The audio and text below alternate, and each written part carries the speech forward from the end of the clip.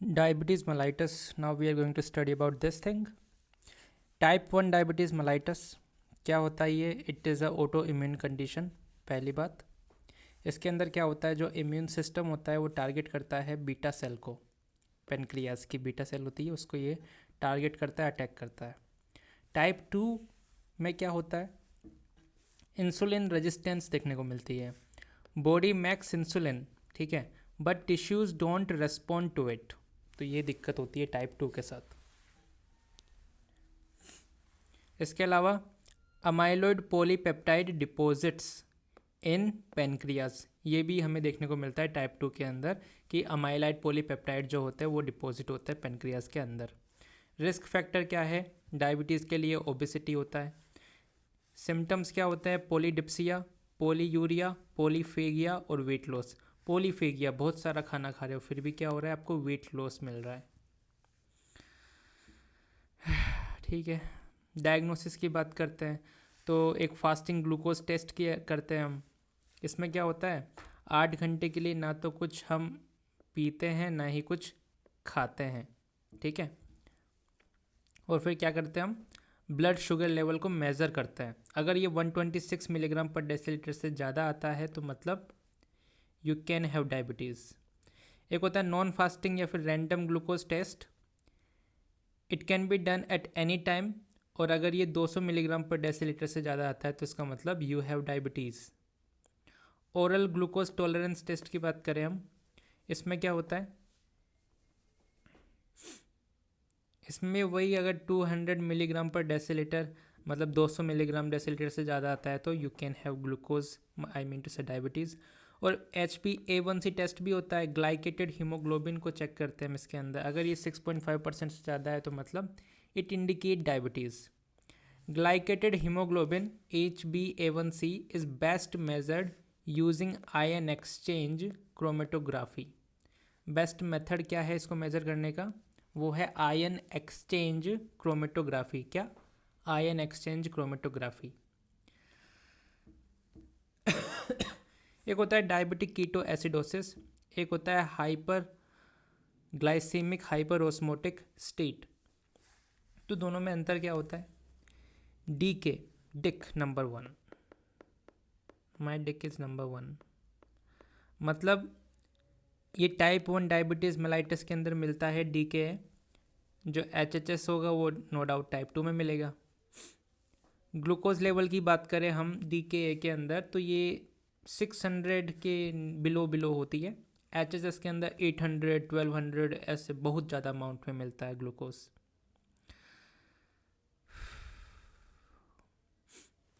Diabetic keto acidosis के अंदर anion gap मिलता है, ठीक है। अब हम बात कर लेते हैं मैनेजमेंट की डायबिटिक कीटो एसिडोसिस की। तो पहली स्टेप, फर्स्ट स्टेप, ये इम्पोर्टेंट भी, ये पूछा भी गया है। सबसे पहले क्या करते हैं हम, ABG असेस करते हैं। मतलब फ्लूइड बैलेंस करने से पहले भी सबसे प्रथम चरण जो होता है वो होता है हमारा ABG। उसके बाद में हम फ्लूइड बैलेंस करते हैं।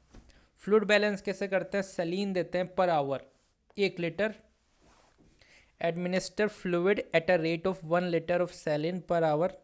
उसके बाद में हम ब्लड pH देखते हैं, अगर 7 से कम है मतलब एसिडिक है तो उस कंडीशन में क्या देंगे हम, इंट्रावीनस बाइकार्बोनेट देंगे टू रिवर्स दिस एसिडोसिस। उसके बाद में पोटेशियम लेवल चेक कर लो, अगर 3.3 मिली इक्विवेलेंट पर लीटर से कम है तो उस कंडीशन में हम पोटेशियम एडमिनिस्टर करते हैं पोटेशियम, ठीक है। इंसुलिन जल्दी से नहीं दे देते, पहले पोटेशियम करेक्ट करते हैं, pH लेवल करेक्ट करते हैं, ABG लेवल चेक करते हैं, फ्लूइड बैलेंस करते हैं। अब क्या है, पोटेशियम लेवल अगर 3.3 मिली इक्विवेलेंट पर लीटर से ज़्यादा है तो उस कंडीशन में हम इंसुलिन बोलस देते हैं। ये ध्यान रखना है, इन्फ्यूज़न नहीं देते हैं, यहाँ पे बोलस देते हैं, शॉर्ट एक्टिंग इंसुलिन देते हैं। और कितना देते हैं, 0.1 यूनिट पर kg, तो जितना भी किलोग्राम होगा उससे मल्टीप्लाई कर दो उसको। शॉर्ट एक्टिंग इंसुलिन देते हैं, ये ध्यान रखना है। फिर उसके बाद में इंसुलिन बोलस दिया, उसके बाद में हम उसे स्टार्ट करते हैं कॉन्टिन्यूस इंसुलिन इन्फ्यूज़न पे while monitoring potassium level and anion gap. An hour or two the anion gap closes, anion gap ख़त्म हुआ तो उसी टाइम पे हम आईवी इंसुलिन भी बंद कर देते हैं। उसके बाद में क्या करते हैं, हम एक लॉन्ग एक्टिंग इंसुलिन देते हैं, जैसे कि ग्लार्जिन हो गया, डिटरमीर हो गया, और ये कैसे दी जाते हैं, सबक्यूटेनियसली दी जाती हैं। ठीक है, ये तो मैनेजमेंट की बात हो गई। अब पैथोफिजियोलॉजी की थोड़ी सी बातें करते हैं। तो diabetic ketoacidosis often happens during infection. ठीक है, होता क्या है, यूजुअली जो फैट होता है वो ब्रेक डाउन होता है, लिपोलिसिस होती है फैट की, और वो फ्री फैटी एसिड्स में कन्वर्ट होता है। ये फ्री फैटी एसिड जो होते हैं वो लिवर में जाके कन्वर्ट हो जाता है कीटोन बॉडीज़ के अंदर। अब कीटोन बॉडीज़ कौन कौन सी हो सकती है, कीटोन बॉडीज हो सकती है acetoacetic acid, beta hydroxy butyric acid, these all are ketone bodies and these ketone bodies will lead to ketoacidosis. Acid बन रहा है तो metabolic alkalosis, sorry metabolic acidosis. और कौन सी मेटाबॉलिक एसिडोसिस, क्योंकि मेटाबॉलिक एसिडोसिस दो प्रकार की होती है, हाई एनायन और नॉर्मल एनायन। तो हाई एनायन वाली हमें मेटाबॉलिक एसिडोसिस देखने को मिलती है। क्लिनिकल फीचर की बात करें तो सबसे इंपॉर्टेंट है इसके अंदर कुस्मॉल रेस्पिरेशन। कुस्मॉल रेस्पिरेशन क्या होता है, डीप एंड रैपिड ब्रीदिंग, उसको कहता है कुस्मॉल रेस्पिरेशन। इसके अलावा डिहाइड्रेटेड मिलेगा। ठीक है, breath smell sweet and fruity. ठीक है, सीवियर डीके के अंदर डिलीरियम भी मिल सकता है, साइकोसिस भी मिल सकता है, बिकॉज सीवियर डीके के अंदर हमें मेंटल स्टेटस चेंजेस भी देखने को मिलते हैं। कॉम्प्लिकेशंस की बात कर लेते हैं तो सेरेब्रल एडिमा एक कॉम्प्लिकेशन होता है डीके का। पोटेशियम ज़्यादा हो रहा है तो नो डाउट, पोटेशियम कम है ना इसमें, तो कम हो या ज़्यादा हो दोनों कंडीशन में वो अरिथमिया तो कोज करा ही सकता है। इसके अलावा मोर वल्नरेबल टू इन्फेक्शन, ये सब कॉम्प्लिकेशंस हैं। लैब्स के अंदर बात करें तो हाइपरग्लाइसीमिया मिलेगा, मेटाबॉलिक एसिडोसिस मिलेगा। मेटाबॉलिक एसिडोसिस की खासियत क्या है कि पीएच भी कम होगा और बाइकार्बोनेट लेवल भी कम मिलेगा। एनायन गैप इसके अंदर हाई होता है, ब्लड कीटोन लेवल भी इसके अंदर हाई होता है। ठीक है, लैब्स के अंदर हाइपरकेलीमिया मिलेगा क्या, मिलता तो है हाइपरकेलीमिया, लेकिन यहाँ पे तो हम पोटेशियम ही एडमिनिस्टर कर रहे हैं, तो ये थोड़ा कॉन्ट्राडिक्टरी लग रहा है। अब हम बात करते हैं हाइपर ओस्मोलर हाइपरग्लाइसेमिक स्टेट की। एक्सट्रीम डिहाइड्रेशन मिलता है, it can lead to even seizure and coma. Hyperglycaemia more than 600 milligram per decilitre. ठीक है, ये सीरम ओस्मोलरिटी ये तो याद होगी नहीं इस तरीके से, लेकिन ये क्वेश्चन पूछा गया है तो हमें ये याद रखना है कि हाइपर ओस्मोलर हाइपरग्लाइसेमिक स्टेट के अंदर जो सीरम ओस्मोलरिटी होती है वो मोर देन 320 मिली ओस्मोल पर केजी होती है। ट्रीटमेंट इसका होता है आईवी फ्लूइड और इंसुलिन थेरेपी। इसको हम ज़्यादा डिटेल में नहीं पढ़ेंगे। ठीक है अब बात करते हैं हाइपोग्लाइसीमिया, ये भी कॉम्प्लिकेशन ही होती है एक तरीके से। This acute complication is associated with treatment of diabetes. ठीक है, hypoglycaemia can lead to irreversible damage to neurons. तो सबसे ज़्यादा किसको खतरा है, इससे न्यूरॉन्स को खतरा है। सिम्टम्स न्यूरो ग्लाइकोपिनिक सिम्टम्स, जैसे कि फोकल न्यूरोलॉजिकल डेफिसिट हो गए, मेंटल कन्फ्यूज़न हो गया, कोमा हो गया। ठीक है, इसके अलावा autonomic system activation that will lead to palpitation, hunger, shaking, sweating. Hypoglycaemia can be caused by exogenous insulin और कैन बी कोज्ड। हाँ देखो, एक्चुअली क्या है कि आप इंसुलिन दे रहे हो किसी को डायबिटीज़ है तो, लेकिन अगर इंसुलिन ज़्यादा हो गया तो उस कंडीशन में हाइपोग्लाइसीमिया हो जाता है। हाइपोग्लाइसीमिया और कहाँ पे हो सकता है, एक्सोजीनस इंसुलिन की तुमने बात की ही। इसके अलावा इंसुलिनोमा के साथ भी ऐसा हो सकता है और सल्फोनिल यूरिया के साथ भी ऐसा हो सकता है। एक्सोजीनस इंसुलिन के अंदर इंसुलिन बड़ा होगा लेकिन सी पेप्टाइड लेवल क्या होगा, कम होगा। अगर मान लो कि आपको डिफ्रेंशिएट करना है, इंसुलिनोमा की क्या खासियत है कि इंसुलिन लेवल बढ़ेगा और सी पेप्टाइड लेवल भी बड़े होंगे, और ये इंसुलिनोमा के जैसा ही मिलता जुलता होता है सल्फोनिल यूरिया। इंसुलिन लेवल इसमें बड़े होंगे और सी पेप्टाइड लेवल भी इसके अंदर बड़े होंगे। सिर्फ एक्सोजीनस इंसुलिन ही होता है जिसके अंदर सिर्फ इंसुलिन बढ़ता है, सी पेप्टाइड लेवल कम होता है।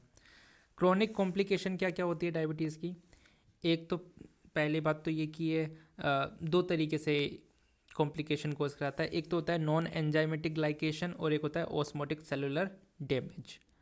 तो ऑस्मोटिक सेलुलर डैमेज के अंदर हमें पता है एक तो लेंस की बात करेंगे हम और एक न्यूरोपैथी की बात करेंगे, ठीक है। तो नॉन एंजाइमेटिक ग्लाइकोसाइलेशन के अंदर क्या क्या आता है? इसके अंदर आता है हाइलिन आर्टीरियोस्क्लेरोसिस, नोडुलर ग्लोमेरुलोस्क्लेरोसिस जिसके अंदर किमल स्टील विल्सन नोड्यूल देखने को मिलते हैं, रेटिनोपैथी, डायबिटिक रेटिनोपैथी हो या डायबिटिक नेफ्रोपैथी हो, दोनों ही किसके अंदर आती है? Due to non enzymatic glycosylation की। अब हम बात करते हैं ऑस्मोटिक सेलुलर डैमेज की। तो नॉर्मली क्या होता है, ग्लूकोज कन्वर्ट होता है सॉर्बिटोल के अंदर with the help of an enzyme called aldose reductase. Sorbitol जो होता है it attracts water, so water move into the cell. As a protective mechanism sorbitol get converted into fructose with the help of an enzyme called sorbitol dehydrogenase. But cells of the lens, pericytes in retina and Schwann cell and retinal epithelial cell lack this enzyme sorbitol dehydrogenase. So इस condition में क्या होता है, sorbitol buildup होता है that can lead to cataract. तो ज़्यादा glucose होगा तो ज़्यादा सोर्बिटोल बनेगा। लेंस के अंदर क्या होता है, सोर्बिटल डिहाइड्रोजनेस एंजाइम की कमी होती है, so this will lead to cataract. इसके अलावा और क्या करता है ये glucose? It damage to Schwann cell, result in decrease in myelination of sensory and autonomic nerve fibre. This causes diabetic neuropathy, stocking glove distribution, stock and glove distribution में diabetic neuropathy देखने को मिलती है। This makes it more prone to injury like foot ulcers from chronic damage and impaired healing due to hyperglycaemia. Autonomic neuropathy भी हो सकती है जिसे हम डायबिटिक गैस्ट्रोपरेसिस भी कहते हैं। Weakness of gastric peristalsis, so this will lead to vomiting after meals and constipation, ठीक है। Diabetes can also occur secondary to systemic disorders जैसे कि कुशिंग सिंड्रोम हो गया या फिर मेडिकेशन हो गई जैसे कि ग्लूकोकोर्टिकोइड हो गई। कोर्टिकोस्टेरॉइड आल्सो कोज इंसुलिन रेजिस्टेंस। तो इसके बाद में देखो ये ड्रग्स है, इन ड्रग्स के बारे में हमें पढ़ना है, ठीक है। Drug drug drug drug drug drug drug देखो, एक होता है डाउन फिनोमिना, एक होता है सोमोगिया फिनोमिना। डाउन फिनोमिना क्या होता है? डाउन का मतलब अर्ली मॉर्निंग हाइपरग्लाइसीमिया। डायबिटीज़ के अंदर क्या होता है? हाइपरग्लाइसीमिया तो होता है। Normal blood glucose level at 3 AM but early morning hyperglycaemia देखने को मिलता है। इसका ट्रीटमेंट यही है कि increase night time long acting insulin dose. एक होता है सोमोगिया फिनोमिना, इसके अंदर अर्ली मॉर्निंग ग्लाइसीमिया होता है, ठीक है, early morning glycaemia, then hypoglycaemia at 3 AM, मतलब दिन के 3 AM की बात कर रही है। पहले हाइपरग्लाइसीमिया हो गया फिर हाइपोग्लाइसीमिया हो गया। तो इसमें क्या करना होता है, हमें कम करना होता है।